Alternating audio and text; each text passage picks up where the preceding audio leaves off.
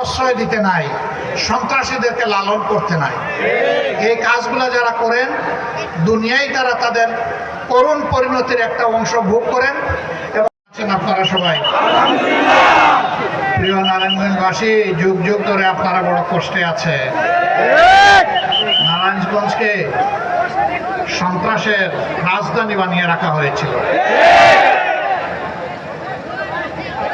নারায়ণগঞ্জ ঐতিহ্যবাহী উসমানী পৌরীয় স্টেডিয়ামে আয়োজিত আজকের এই বিশাল জনসভার সম্মানিত সভাপতি, বাংলাদেশ জামাতে ইসলামী নারায়ণগঞ্জ মহানগরী শাখার সম্মানিত আমির জনাব আব্দুল জব্বার, মঞ্চে বসা সম্মানিত বিশেষ অতিথিবৃন্দ,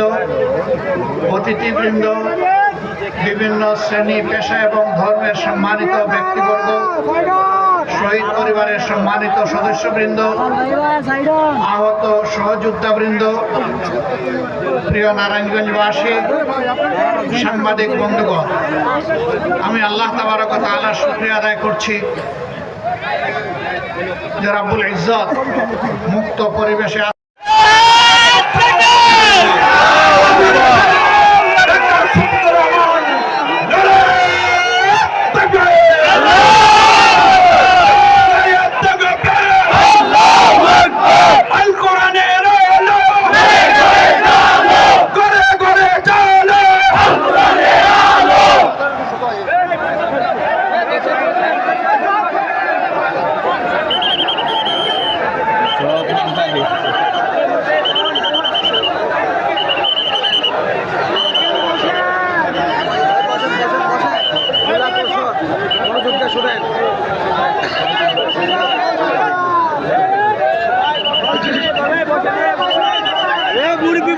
আসসালামু আলাইকুম ওয়া রাহমাতুল্লাহ।